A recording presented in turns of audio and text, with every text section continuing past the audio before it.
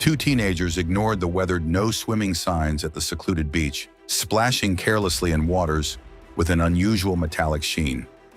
Days later, strange reddish-purple marks appeared between their toes, spreading into web-like patterns across their feet. When the hospital specialists examined the samples under the microscope, they immediately abandoned the treatment room. Summer vacation wasn't going as planned for Ethan and Maya. After their parents' divorce, they had to spend 3 months with their dad in a small coastal town. Their father had just moved there, hoping for a fresh start away from the city. Ethan was 16 and Maya was 14. They weren't happy about being stuck in a boring town where the ice cream shop was the main attraction. At least their dad's new place was close to the beach. That was their only comfort. The town had beautiful beaches that tourists loved. During summer, these beaches were packed with people, umbrellas, and loud music. For the first 2 days, Ethan and Maya went to these crowded spots, but they quickly got tired of the noise and chaos. By the 3rd day, they wanted to find a quieter place. While looking at a local map, Ethan noticed the northern shoreline. When he asked his dad about it, his father just said it wasn't worth visiting. This only made the teenagers more curious. That afternoon, they rode their bikes along the coast until they found it, an empty beach that stretched for miles. The sand was darker than at other beaches, almost gray in some places, but with no people around, it looked perfect. As they walked toward the water, Maya spotted some old signs half buried in the sand. They were faded, but she could still read "no swimming" on them. Ethan brushed it off, saying it was probably just because there were no lifeguards here. They weren't planning to swim anyway, just wade in a bit to cool off. The water looked strange. It wasn't clear blue like at the other beaches. Instead, it had a weird metallic shine that changed colors in the sunlight. Maya hesitated, but Ethan was already taking off his shoes and rolling up his jeans. They told themselves it was normal, maybe just minerals from nearby rocks. The water felt cool as they waded in up to their knees, splashing each other and enjoying their private beach. After about an hour, they headed home, brushing the dark sand from their feet before putting their shoes back on. Their dad barely looked up from his laptop when they got back. He was always busy with work, even during their summer visit. That evening, while watching a movie, both siblings noticed their feet were itchy. They didn't think much of it, probably just sand irritation or maybe their new sandals. A quick rinse before bed would fix it. But the next morning, the itching was worse. Ethan noticed small reddish-purple marks between his toes. They weren't painful, just weird, like tiny bruises. When he told Maya, she checked her feet and found the same marks. They showed their dad during breakfast. He glanced at their feet and said it was probably just an allergic reaction to their new sandals or some plant at the beach.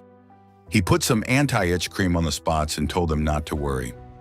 Over the next 3 days, the marks got worse instead of better.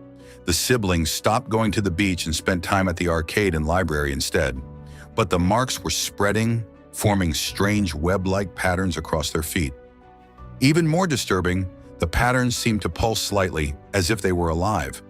By the 4th morning, Maya woke up to find clear fluid leaking from between her toes. This finally alarmed their father enough to call the local clinic for an immediate appointment. The doctor examined their feet with a mix of fascination and concern. She took several photos and asked many questions about where they'd been.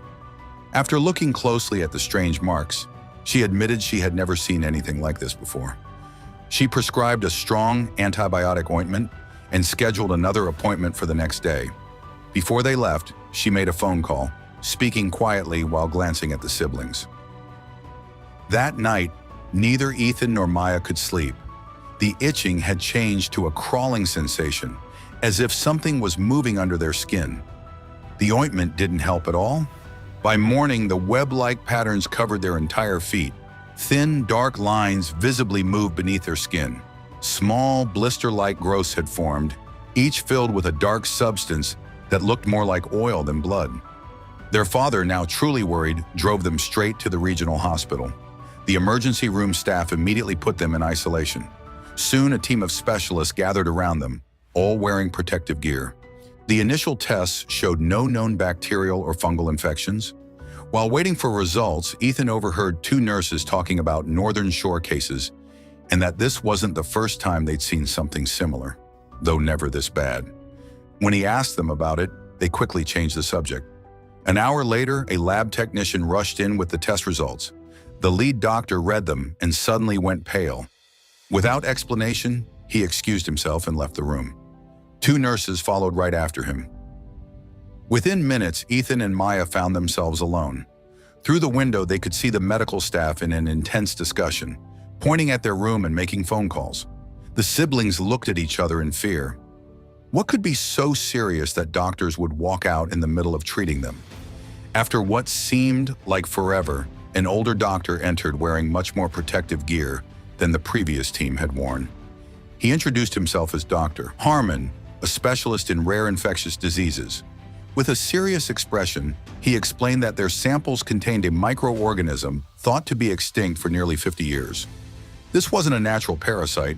It was engineered during the old chemical plant's secret operations decades ago. The parasite was designed to invade skin tissue, using human hosts to reproduce while releasing toxins that would eventually reach the brain and nervous system. What truly scared the medical team wasn't just the infection itself, but that it was evolving rapidly, becoming resistant to treatments within hours. The doctors had walked away because hospital protocol required specialized quarantine. The siblings were quickly transferred to a specialized government facility 3 hours away. There they spent weeks in isolation, undergoing countless tests and experimental treatments.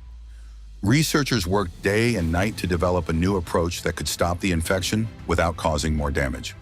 The treatment was painful, involving targeted radiation, experimental drugs, and eventually minor surgery to remove the worst infected tissue. Though they eventually beat the infection, their feet were permanently damaged, with scars and nerve damage that would affect how they walked for years to come. During their recovery, they learned more about what happened. An investigation found that recent coastal erosion had exposed buried waste from the chemical plant. These containers had leaked into the soil and water, contaminating that section of beach. Most shocking was learning they weren't the only victims. Dozens of cases had appeared over recent years, though most were milder and misdiagnosed as unusual rashes. The government had been quietly tracking these cases but hadn't taken the serious action until Ethan and Maya's severe case forced them to. The chemical plant site was finally properly cleaned up, with millions spent on environmental cleanup. The northern shore was closed permanently, with barriers built to keep people out. For Ethan and Maya, physical healing was just the beginning. The psychological impact left lasting scars that matched those on their feet. They returned home with a shared trauma and a new respect for warning signs that others had ignored for decades. Their experience led to the largest environmental cleanup in the region's history and taught them a lifetime lesson about taking warnings seriously. Sometimes the most dangerous things aren't what we can see right away, but what lurks beneath the surface, waiting for unsuspecting visitors to discover them too late. And you? Would you have ignored those weathered warning signs for the chance to have a beautiful beach all to yourself?